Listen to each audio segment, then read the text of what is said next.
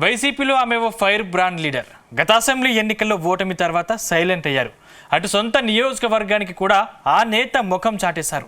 Party పెద్దలు class తీసుకుంటే కానీ నియోజకవర్గంలో అడుగు పెట్టలేదు. ఆ తర్వాత చెన్నైకి మకం మార్చేసి పార్టీ హైకమాండ్కు తలనొప్పిగా మారారు. ఈ మధ్య ఏం జరిగిందో తెలియదు కానీ స్పీడ్ పెంచేశారు. ఉన్నపలంగా ఆమె దూకుడు పెంచడం వెనుక కారణం ఏంటి?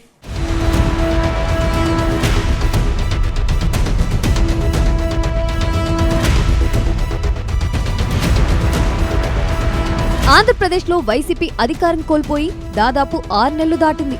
వైసీపీ అధికారం కోల్పోయాక చాలా మంది లీడర్లు వైసీపీని వీడారు. మరికొందరు నేతలైతే పక్క రాష్ట్రాల్లో తలదాచుకున్నారు. ఈ జాబితాలో మాజీ మంత్రి రోజా కూడా ఒకరు. ఓటమి తర్వాత నగరి నియోజకవర్గానికి చాలా రోజులు ముఖం చాటేసిన ఆర్కే రోజా ఎక్కువ టైం చెన్నైలోనే ఉంటున్నారు. కూటమి సర్కార్ కేసులకు భయపడే రోజా నగరికి రావడం లేదన్న విమర్శలు రావడంతో ఆమె మళ్లీ యాక్టివ్ అయ్యారు. ఇటీవల తిరుమలలో తొక్కిసలాట విషయంలో రోజా దూకుడు చూసిన చిత్తూరు జిల్లా నేతలు షాక్ అవుతున్నట్టు తెలుస్తుంది.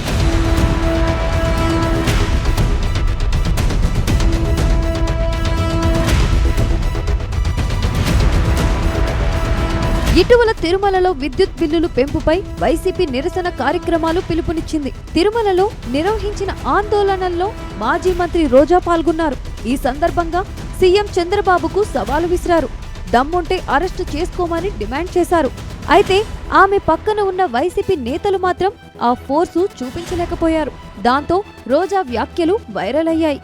కానీ రోజా అలా రెచ్చిపోవడం వెనుక మరో కారణం ఉందని సొంత పార్టీ లీడర్లే గుసగుసలాడుకుంటున్నారట. అంతలోపే తిరుమల ఎపిసోడ్పై మాజీ మంత్రి రోజా రెచ్చిపోయారు. చంద్రబాబు ముఖ్యమంత్రి కావడంతో జనాలకు చావులు తప్పడం లేదంటూ సంచలన కామెంట్స్ చేశారు. అయితే రోజా ఈ స్థాయిలో ఫైర్ కావడం వెనుక మరో కథ ఉందని వైసీపీలో జోరుగా ప్రచారం జరుగుతుంది. 30 ఏళ్లకు పైగా కుప్పానికి ఎమ్మెల్యేగా ఉన్నావు. మూడు సార్లు ఆల్రెడీ ముఖ్యమంత్రిగా చేశావు. అప్పుడు చేయలేని స్వర్ణ కుప్పం ఇప్పుడు చేస్తానని ఇలాంటి ఒక క్రూషియల్ టైంలో పెట్టి నీ సెల్ఫ్ డబ్బా నీ భజన నువ్వు చేసుకోవడానికి 6 మందిని చంపేసి 60 మందిని గాయాల పాలు చేసి మళ్ళీ కళ్ళబొల్లి మాటలు ఎంతవరకు మాట్లాడటం సమంజసం? కాబట్టి మొదటి ముద్దాయి చంద్రబాబు నాయుడే. అధికారులు కాదు. అధికారులను పని చేయకుండా నీ చుట్టూ నీ సేవ చేయించుకున్నది నీ తప్పు. ఇలాంటి సమయంలో పెట్టుకోకూడదు అలాంటి ప్రోగ్రాం. ఒకటి కొంచెం ముందైనా పెట్టుకోవాలి, లేదా పండగ తర్వాత అయినా పెట్టుకోవాలి. ఎందుకంటే వైకుంఠ ఏకాదశి 10వ తేదీని అందరికీ తెలుసు. నువ్వు తిరుపతిలోనే పుట్టావు. మీ చైర్మన్ టీటీడీ చైర్మన్ చిత్తూరు జిల్లా వాడే. మరి మీకు తెలీదా? ప్రతి సంవత్సరం ఇన్ని లక్షలాది మంది వస్తారు, వారందరికీ సెక్యూరిటీ ఇవ్వాలి, సక్రమంగా టోకన్లు రిలీజ్ చేయాలన్న ఆలోచన మీకు లేదా?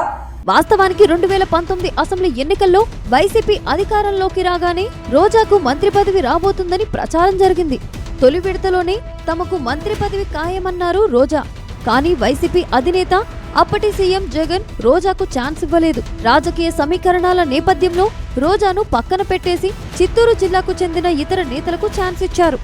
అప్పట్లో రోజాకు మంత్రి పదవి దక్కకపోవడం వెనుక మాజీ మంత్రులు పెద్దిరెడ్డి రామచంద్రారెడ్డి, నారాయణస్వామి ఉన్నారనేది బహిరంగ రహస్యం. కానీ 2 ఏళ్లు తిరగకుండానే సీఎం జగన్ రోజాకు మంత్రిగా ఛాన్స్ ఇచ్చారు. దాంతో 2.5 ఏళ్లు మంత్రిగా ఆర్కే రోజా చక్రం తిప్పారు. అందుకే ఈసారి ఆర్కే రోజా అలర్ట్ అయినట్టు తెలుస్తుంది. ఒకవేళ మరో 4 ఏళ్ల తర్వాత రాష్ట్రంలో వైసీపీ అధికారంలోకి వస్తే ఛాన్స్ మిస్ అవ్వద్దని రోజా ఆలోచనగా ఉందట. చిత్తూరు జిల్లా కోటాలో మంత్రివర్గంలో తన పేరు ఉండేలా చూసుకుంటున్నారని తెలుస్తుంది. అందుకే ఈసారి ఇతర నేతలకు ఛాన్స్ ఇవ్వకుండా ముందస్తుగా స్పీచ్లు దంచేస్తున్నారని చెబుతున్నారు.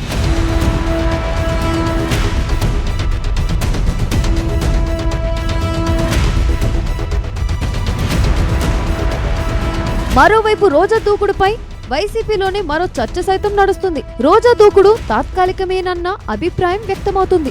గతంలో ఇలా వాయిస్ పెంచేసిన నేతలు కొద్ది రోజులకే సైలెంట్ అయిన విషయాన్ని గుర్తు చేస్తున్నారట. ఇటీవల కూటమి సర్కారుపై వరుసగా విరుచుకుపడిన మాజీ మంత్రి పేర్ని నాని బియ్యం స్కామ్ బయటకు రాగానే సైలెంట్ అయ్యారని చెబుతున్నారు. గతంలో మంత్రిగా ఉన్న సమయంలో అవినీతి ఆరోపణలు ఎదుర్కొంటున్న రోజా ఆ కేసులు బయటకు వస్తే సైలెంట్ కావడం పక్కా అంటున్నారు. మొత్తంగా మాజీ మంత్రి రోజా ఇదే స్పీడ్ను కంటిన్యూ చేస్తారా, లేక వైసీపీ నేతలు భావిస్తున్నట్టు కేసులకు భయపడి సైలెంట్ అవుతారా అనేది తెలియాలంటే కొద్ది రోజులు ఆగాల్సిందే అంటున్నారు రాజకీయ పరిశీలకులు.